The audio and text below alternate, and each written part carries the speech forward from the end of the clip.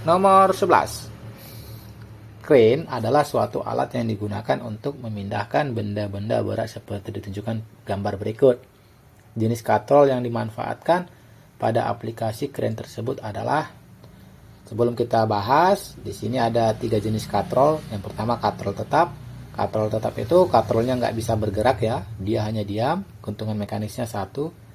Katrol bebas, katrolnya bisa bergerak ke atas ke bawah, gantungan mekanisnya 2. Katrol ganda atau majemuk itu katrol yang lebih dari 1. Gantungan mekanisnya sama dengan jumlah tali yang menarik beban. Nah, di sini crane ini kan memiliki katrol. Katrolnya berada di sini. Lalu yang kedua, crane ini kan bisa menaik turunkan beban. Gimana caranya? Ya, katrolnya juga harus naik turun. Jadi di sini katrolnya harus naik turun agar bisa menaik turunkan beban. Yang mana itu artinya katrolnya itu ya katrol bebas. Jadi jawaban yang tepat adalah B. Lanjut yang nomor 12. 4 batang baja aluminium, tembaga, dan kaca dengan ukuran yang sama, salah satu ujungnya ditempelkan lilin. Jika ujung batang yang lainnya dipanaskan, lilin manakah yang akan lebih cepat jatuh dari keempat batang tersebut? Seperti ini gambarnya. Ada lilin yang menyala. Tentu karena dia menyala, dia akan mengalirkan kalor ke sisi sebelah kanan. Otomatis kan lilin-lilin yang ada di sebelah kanan ini akan jatuh. Masalahnya sebenarnya setiap zat itu memiliki kemampuan mengalirkan kalor yang berbeda. Nah, kemampuan itu ditandai berdasarkan konduktivitas termal setiap zat itu. Kalau konduktivitas termalnya besar, maka panas akan cepat mengalir pada zat itu. Di sini ada tabelnya ya, perak, tembaga, bla bla bla. Jadi di sini perak itu 420. Konduktivitas termalnya paling besar, berarti panas pada perak ini akan sangat cepat mengalir atau cepat mengalir. Sementara itu es ini konduktivitas termalnya 2, relatif lebih kecil dibandingkan si perak, berarti kalor atau panas pada es akan lambat mengalir. Nah, berdasarkan data tadi, kita rangkum aluminium, baja, tembaga, kaca. Ternyata tembaga itu memiliki konduktivitas termal terbesar. Jadi pada tembaga kalornya akan cepat mengalir yang membuat lilin akan cepat jatuh. Jadi jawabannya C. Sekarang nomor 13. Aluminium dan iron dipanaskan dengan sumber panas yang sama. Aluminium memiliki higher specific heat. Artinya aluminium itu memiliki kalor jenis paling besar dibandingkan si iron. Oke, jika kedua logam tersebut memiliki ukuran dan massa yang sama, pernyataan yang benar di bawah adalah jawabannya A. Kenapa bisa A? Mari kita lihat. Aluminium will have lower temperature difference. Kan aluminium dipanaskan, otomatis kan akan panas. Nah, pertanyaannya, temperature difference ini apa artinya? Artinya selisih suhu awal si aluminium sebelum dan setelah dipanaskan. Jadi selisihnya. Atau bisa dikatakan kenaikan suhu. Jadi kenaikan suhu aluminium itu akan lebih kecil daripada si iron. Bukan berarti si aluminium lebih dingin ya. Bukan berarti si aluminium menjadi dingin. Bukan. Dia kenaikan suhunya lebih kecil. Tetap aja panas, cuman kenaikan suhunya dibandingkan si iron lebih kecil. Nah, kenapa benar? Mari kita lihat. Dikatakan di soal, kalor jenis si aluminium besar. Yang mana kalau kalor jenis itu besar, artinya sulit panas. Nah, aluminium katanya kalor jenisnya lebih besar. Artinya kan sulit panas. Artinya kenaikan suhunya lebih kecil. Memang aluminium akan menjadi panas, tapi dibandingkan si iron, kenaikan suhu si aluminium lebih kecil. Iron itu mudah panas, kenaikan suhunya lebih besar. Jadi benar dia. Di sini dikatakan aluminium kenaikan suhunya lebih kecil daripada si iron. Jadi jawabannya ayam. Sekarang nomor 4. Nomor 14. Jika kedua wadah tersebut terkena sinar matahari dengan intensitas yang sama, maka batu es yang lebih cepat mencair terdapat pada wadah. Nah, di sini massa es batu di B itu kan lebih kecil-kecil. Karena kan es batu kan kecil-kecil, otomatis kan massa es batunya lebih kecil-kecil. Sehingga dia akan lebih cepat panas atau mencair. Bayangin aja kalau es batunya besar kan lebih sulit panas karena massanya lebih besar. Seperti itu. Lalu yang kedua, setelah mencair massa jenisnya menjadi bla bla bla dibandingkan massa jenis pada wujud awal. Setelah mencair, dia kan akan menjadi air. Sementara awal atau sebelum mencair itu kan es batu. Sebenarnya tugas kita adalah menentukan massa jenis mana yang lebih besar, air atau es batu. Ada fakta yang menarik. Ketika kamu masukkan es batu ke dalam air, maka akan mengapung si es batunya. Maka dari itu dapat kita simpulkan massa jenis es batu lebih kecil daripada massa jenis air. Nah, fakta lainnya, karena lebih kecil massa jenis es batu daripada air, maka setelah mencair volume es batu yang semula besar, dia akan menjadi lebih kecil. Jadi setelah mencair nih es batu, sisanya air, nah volume air itu akan lebih kecil. Seperti itu. Jadi jawaban yang B itu, volume setelah mencair itu akan menjadi lebih kecil. Jadi menjadi lebih kecil. Bukan volume ya, massa jenis maksudnya. Jadi setelah mencair, massa jenisnya si air akan menjadi setelah mencair massa jenisnya akan menjadi lebih kecil dibandingkan massa jenis pada wujud awal. Lanjut nomor 15. Jika berat beban 20 Newton, maka besar gaya minimum untuk mengangkat beban adalah berapa Newton?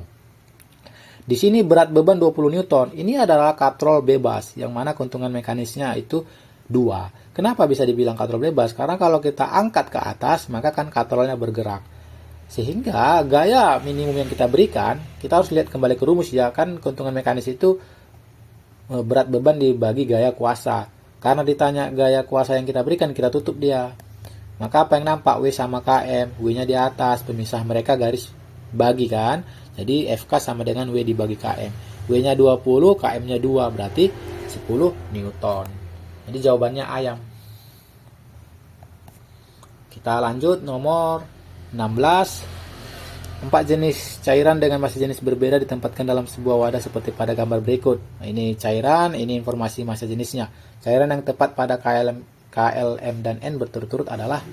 Nah, ada fakta yang menarik. Jadi ketika banyak nih zat cair beda jenis kita gabungkan, maka mereka tidak akan bergabung.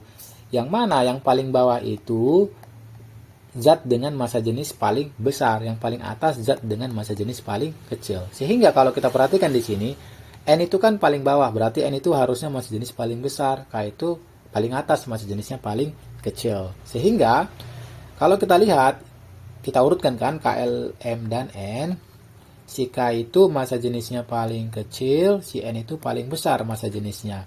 Jadi cari aja si K yang mana yang massa jenis paling kecil, itulah si K. Ya, jawabannya si minyak.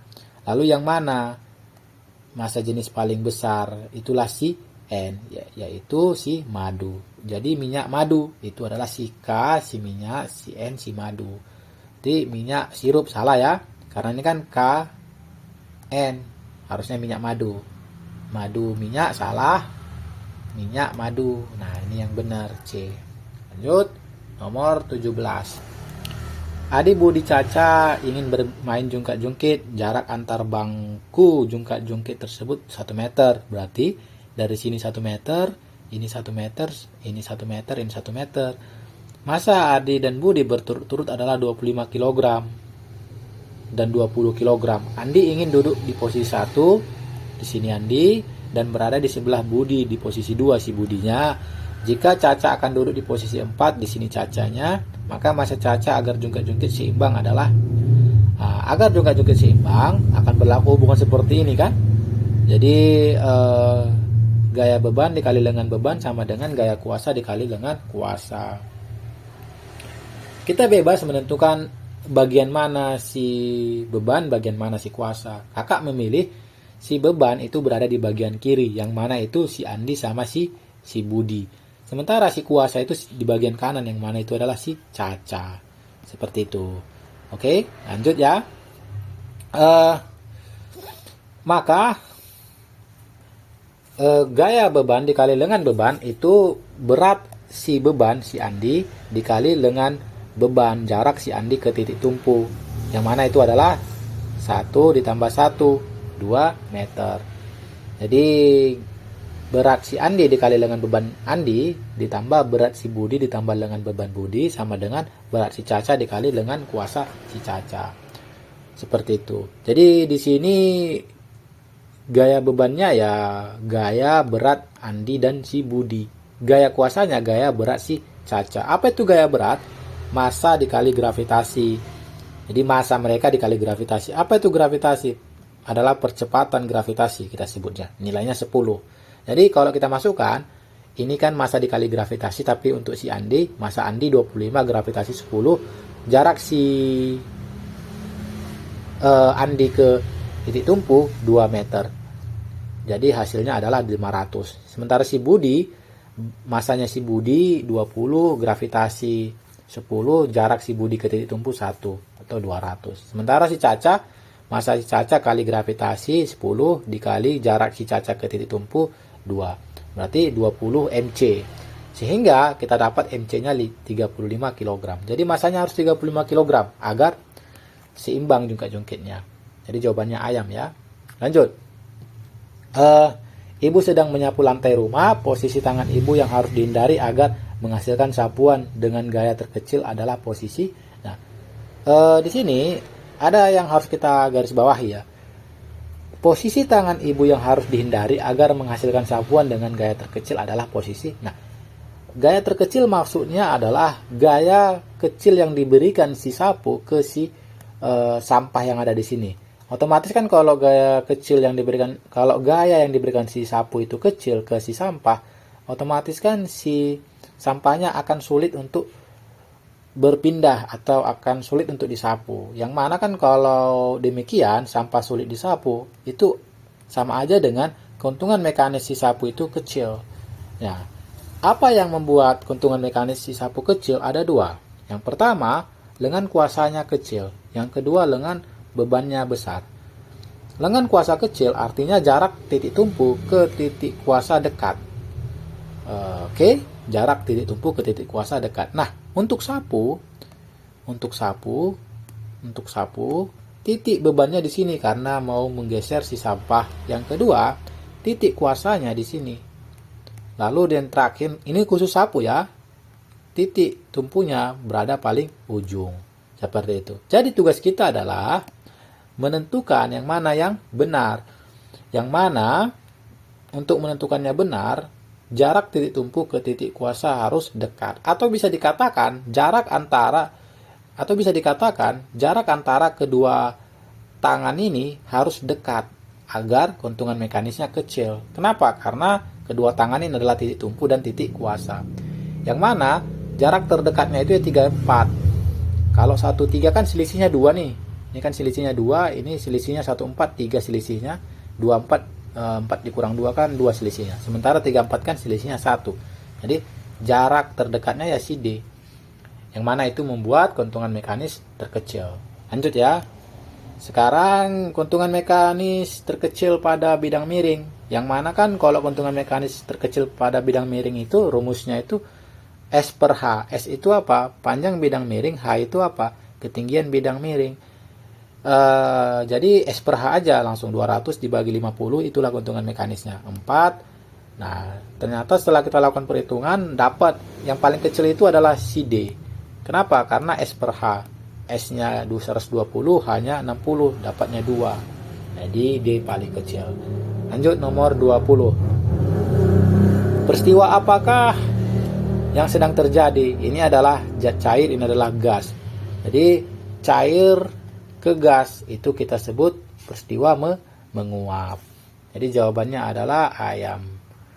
Lanjut nomor 21. Proses di mana air, ini water vapor ini artinya uap air ya. Jadi proses di mana uap air menjadi zat cair kita sebut apa? Nah, uap air menjadi zat cair kita sebut mengembun atau kondensasi. Uap air menjadi zat cair itu kan artinya menjadi lebih rapat. Artinya dia melepas kalor. Jadi kondensasi karena melepas kalor. Lanjut nomor 22. Arah gerak air dan jenis perpindahan panas dalam air yang tepat adalah, tentu perpindahan panas pada air kita sebut konveksi. Jadi jawaban yang tepat C atau D. Nah, di sini contoh konveksi ya. Jadi gini, ketika apinya di sini, otomatis kan bagian ini, air bagian ini akan cepat panas. Nah, ketika cepat panas, maka dia akan menjadi lebih ringan dibandingkan yang atas. Otomatis dia akan bergeser ke sebelah kanan. Otomatis yang lebih berat yang ada di atas ini akan jatuh ke bawah. Jadi pergeseran seperti itu, dari atas ke bawah. Nah, maka kita lihat yang mana aliran yang dari atas ke bawah. Yang D ya. Kalau yang C itu dari bawah ke atas. Maka jawabannya D. Nomor 23. Gelas minum berisi air dan es batu diletakkan di atas piring kecil. Lalu didiamkan pada ruang terbuka sehingga es dalam gelas mencair seluruhnya. Pernyataan yang tepat pada peristiwa tersebut adalah, nah, apakah pernyataan yang A benar? Terdapat air di luar gelas yang menetes hingga menggenangi piring kecil karena air di dalam gelas meresap keluar gelas. Mustahil ya. Tidak mungkin yang A ini betul. Kenapa? Karena nggak mungkin air dalam ini meresap keluar. Karena kan gelasnya itu kan nggak bocor. Lanjut. Volume isi gelas setelah mencair lebih besar daripada volume sebelum mencair. Salah. Seperti ini. Setelah mencair itu kan artinya air dianya kan. Sebelum mencair artinya itu adalah es. Nah, kalau dia air, massa jenisnya itu lebih kecil daripada si es. Sementara si es itu massa jenisnya, oh salah. Kalau dia air, massa jenisnya itu lebih besar. Sementara si es, massa jenisnya lebih kecil. Dari mana kita tahu? Karena kan kalau es batu dimasukkan ke dalam air, dia akan mengapung. Otomatis kan es batu itu massa jenisnya lebih kecil daripada air. Nah, kalau demikian, bisa dikatakan es batu yang mencair itu kan menjadi air, massa jenisnya besar. Bisa dikatakan volumenya akan kecil. Jadi volume es batu yang menjadi air itu akan lebih kecil daripada volume waktu dia masih es batu. Sementara es batu itu volumenya besar. Jadi kalau dia mencair, volumenya akan berubah dari besar ke kecil. Nah, jadi yang B ini salah. Kenapa? Karena di sini dikatakan setelah mencair volumenya membesar. Bukan. Justru setelah mencair volume yang benar itu mengecil, bukan membesar volumenya. Lanjut C. Volume isi gelas setelah mencair sama dengan volume sebelum mencair. Salah. Isi gelas setelah mencair itu mengecil. Karena massa jenisnya itu membesar yang mengakibatkan volumenya mengecil. Volume air total di atas piring bertambah banyak selama proses pencairan es dan kondensasi ruangan. Begini. Ini kita hapus. Ketika kita buat es batu di dalam gelas, kan dia mencair. Artinya es batu itu menyerap kalor dari udara yang ada di sekitarnya. Udara yang ada di sekitarnya kehilangan kalor. Otomatis kan udara melepas kalor. Yang mana artinya udara itu berubah menjadi titik-titik air karena dia melepas kalor. Nah, titik-titik air ini akan jatuh ke sini. Dan di sini akan banyak titik-titik air nantinya. Jadi pernyataan yang D ini benar karena volume air total di atas piring bertambah ya, karena volume yang bertambah itu berasal dari titik-titik air yang turun ke atas cangkir. Seperti itu. Jadi ini benar yang dia. Oke, lanjut nomor 24. Jika garis nomor 2 merupakan proses penguapan, maka proses perubahan wujud yang menyerap kalor ditunjukkan oleh nomor penguapan nomor 2 katanya. Otomatis kan ini adalah zat cair, ini gas, otomatis ini padat. Nah, menyerap kalor itu menjadi lebih renggang. Yang menjadi lebih renggang itu berarti dari padat ke cair ke gas. 3 dan 2. Atau dari padat ke gas langsung boleh. Itu kan menjadi lebih renggang. 6. Yang mana itu 3, 2, 6. Lanjut nomor 25. Pakaian yang telah dicuci biasanya dijemur di bawah sinar matahari agar menjadi kering. Pernyataan yang tepat mengenai proses menjemur pakaian adalah apakah benar yang A? Air pada pakaian yang dijemur mengalami penguapan melalui titik didih. Ini nggak mungkin. Kenapa? Karena kalau airnya 100 derajat Celcius, pakaiannya juga harus 100 derajat Celcius. Jadi pakaiannya harus 100 derajat Celcius juga. Nah, kalau berdemikian, pakaian akan terbakar. Nyatanya tidak. Berarti sebenarnya air yang mendidih, air yang mengalami penguapan itu tidak melalui titik didih seperti itu. Oke, tapi dia tidak melalui titik didih. Lalu yang kedua, jadi ini bukan yang kedua ya. Jadi ini salah. Yang B, terbentuk gelembung saat terjadi penguapan, salah. Luas permukaan pakaian tidak mempengaruhi laju penguapan, salah. Justru semakin banyak bagian pakaian yang terkena sinar matahari, maka dia akan lebih cepat kering. Jadi salah yang C. D, energi untuk penguapan diperoleh dari lingkungan sekitar. Benar, karena gini, air yang ada di pakaian basah itu akan menguap. Butuh kalor, jadi dia menyerap kalor. Dari mana diserap dia kalor? Dari lingkungan sekitar. Oke, dengan demikian selesai sudah pembahasan tugas 1 ya. Terima kasih.